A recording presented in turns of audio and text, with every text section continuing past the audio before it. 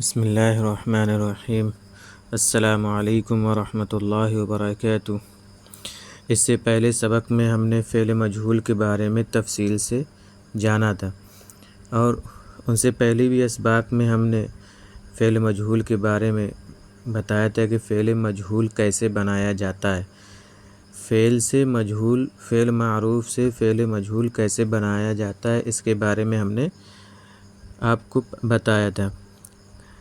پھر کل والے سبق میں جو ہم نے بتایا تھا وہ تھا فعل مجہول کو جملے میں کیسے استعمال کریں گے، یہ بتایا تھا۔ آج کے سبق میں ہم جانیں گے عربی بنانے کا تیسرا قاعدہ۔ اس سے پہلے بھی ایک قاعدہ بیان کر چکے ہیں، اور آج کے سبق میں بھی ایک طریقہ اور بیان کریں گے کہ عربی کا یہ طریقہ بھی استعمال کیا جاتا ہے۔ عربی تمرین کا تیسرا طریقہ۔ گزشتہ اسباق میں جملہ بنانے کے دو طریقوں کو بیان کیا گیا ہے۔ ایک یہ کہ اگر فعل پہلے لایا جائے، یعنی فعل کا فاعل اس میں ظاہر ہو تو فعل کو ہمیشہ مفرد لایا جائے گا، یعنی اگر فاعل یعنی جو بھی کام ہو رہا ہے اس کے کرنے والا موجود ہے تو اس کے لیے جب فعل لائیں گے تو فعل جو ہے مفرد ہی لائیں گے، واحد کا صیغہ لائیں گے، خواہ وہ مؤنث ہو یا تثنیہ مؤنث ہو یا جمع مؤنث ہو، واحد مؤنث کا ہی صیغہ لائیں گے۔ اسی طریقے سے مذکر میں ہے تو واحد مذکر کا ہی صیغہ لائیں گے، وہ چاہے تثنیہ ہو چاہے جمع ہو، جو بھی ہو، لیکن واحد کا ہی صیغہ لائیں گے۔ واحد مذکر غائب مذکر کے لیے اور واحد مؤنث غائب مؤنث کے لیے استعمال کرتے ہیں اس وقت جب اس کا فاعل موجود ہو، لفظاً موجود ہو، معناً موجود نہ ہو، لفظاً موجود ہو، تبھی فعل واحد کا لائیں گے۔ فاعل خواہ مفرد ہو، خواہ تثنیہ ہو، خواہ جمع، فعل کے اندر تبدیلی صرف مذکر اور مؤنث کے لحاظ سے ہوگی۔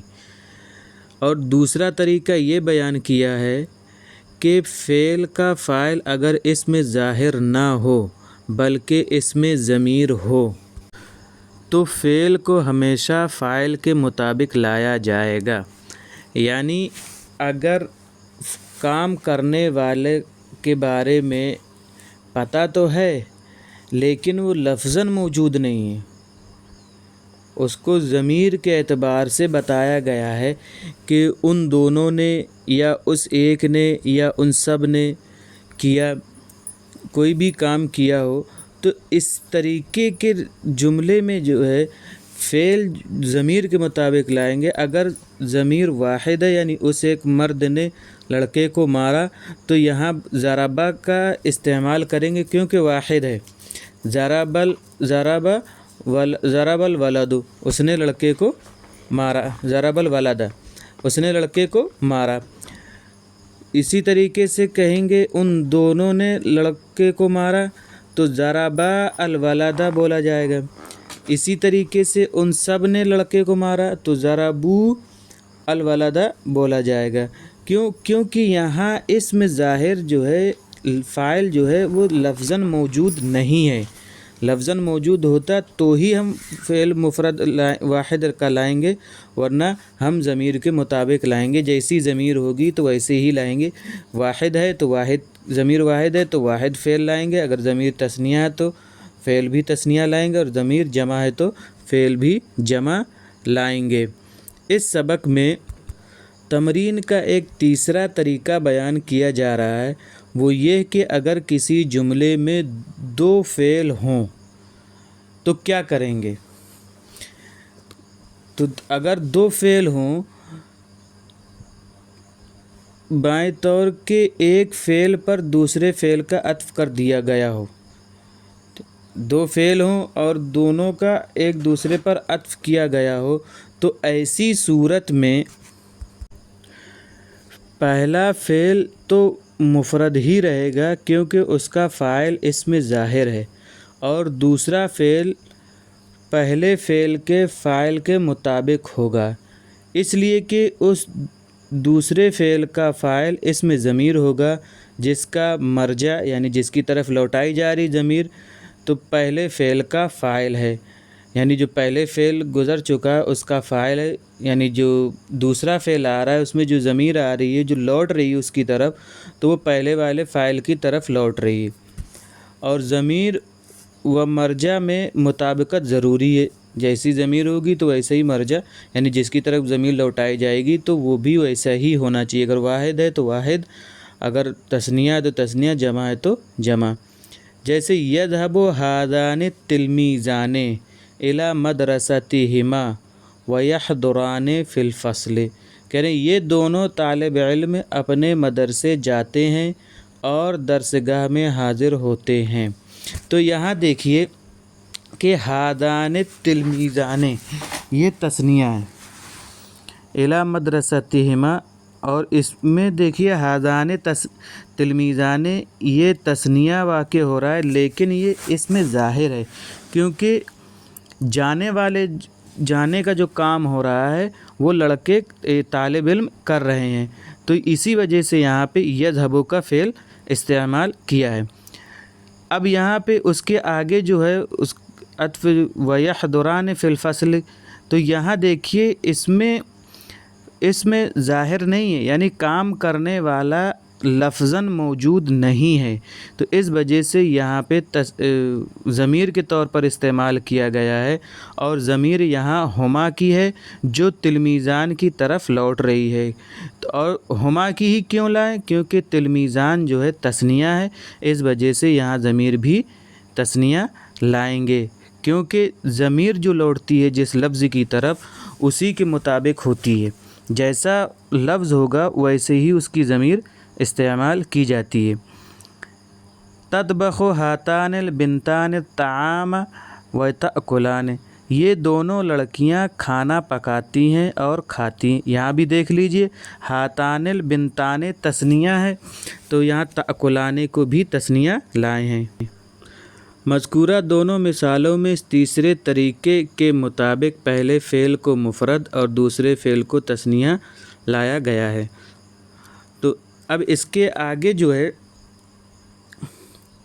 ہم مثالیں پیش کریں گے، جملے دیں گے جو آپ کو کرنا ہے۔ امید ہے کہ آپ جتنے بھی اسباق ہمارے گزر چکے ہیں اس میں آپ کوشش کر رہے ہیں لکھنے کی، جیسا بھی لکھ رہے ہوں۔ اب یہاں سے مشق آپ سے کرائی جائے گی کہ مندرجہ ذیل جملوں پر اعراب لگا کر ترجمہ کریں۔ اس میں یہ جو جملے ہم نے لکھے ہیں اس میں آپ کو اعراب لگانا ہے اور ان کا ترجمہ بھی کرنا ہے۔ ہمارا ایک طریقہ ہے کہ ہم اس میں مشق کے لیے عربی کے بھی جملے دیتے ہیں، عربی سے اردو ٹرانسلیٹ کرنے کے لیے اور اردو سے عربی ٹرانسلیٹ کرنے کے لیے، دونوں طریقے کے ہم جملے دیتے ہیں تاکہ آپ کو ترجمہ کرنا بھی آ جائے اور لکھنا بھی آ جائے، اور اسی کے ساتھ ساتھ ہم معنی بھی لکھ دیتے ہیں، وہ معنی جو آپ ابھی تک نہیں آئے ہیں، اس سے پہلے اسباق میں جو معنی گزر چکے ہیں ان معنی کا ہم تذکرہ نہیں کرتے ہیں۔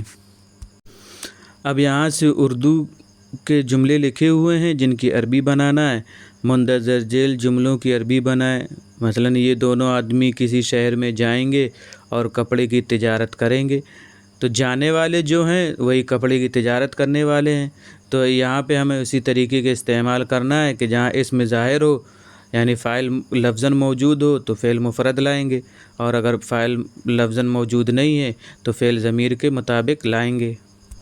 یہ معنی لکھی ہوئے ہیں، حائج جمع حوائج ضروریات، القا یلقی القاءً خطبتاً کے خطبتہ صلے کے یعنی تقریر کے ساتھ آئے گا تقریر کرنا، جال یجول جولاً فی صلے کے ساتھ آئے گا گھومنا چکر لگانا، نحو جمع انحاء گوشہ کونا کنارہ، بلغ یبلغ تبلیغاً کے معنی آتے ہیں پہنچانا، اشرک یشرک اشراکاً باللہ شریک ٹھہرانا، رئیس الوزراء وزیر اعظم یا وزیر اعلیٰ، ساہم یساہم مساہمتاً فی صلے کے ساتھ آتا ہے شریک ہونا حصہ لینا، مؤتمر جمع مؤتمرات کانفرنس، وقع یوقع توقیعاً معنی دستخط کرنا، سادہ یسید صیدن کے معنی آتے ہیں شکار کرنا، اس میں یا میں پیش لگ گیا دھوکے سے، اصل میں یہ یسیدو ہے۔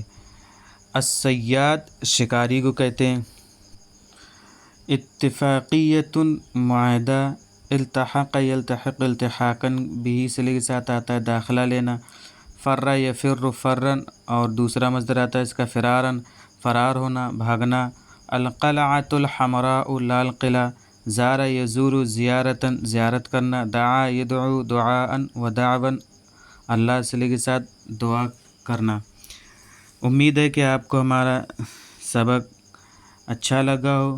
اگر اچھا لگا ہو تو ہمارے یوٹیوب چینل کو سبسکرائب کریں اور بیل آئکن پریس کریں تاکہ ہمارے ویڈیوز بر وقت آپ کو پہنچ سکیں۔ ڈیلی ہم ایک ویڈیو اپلوڈ کرتے ہیں، انشاءاللہ آپ اس سے فائدہ حاصل کریں۔ جتنا آپ اس کو بار بار سنیں گے اتنا ہی آپ کو فائدہ ہوگا۔ ایک بار سننے سے ہمارا کوئی فائدہ نہیں ہوگا، یہ تو یوں ہی ہو جائے گا کہ ہمارے سامنے ایک ویڈیوز چل رہا تھا، اس کو ہم نے دیکھ لیا، سن لیا، ختم۔ تو اس کو بار بار سنیے اور مشق کریے۔ جتنی زیادہ مشق ہوگی اتنی ہی زیادہ آپ کو عربی آئے گی۔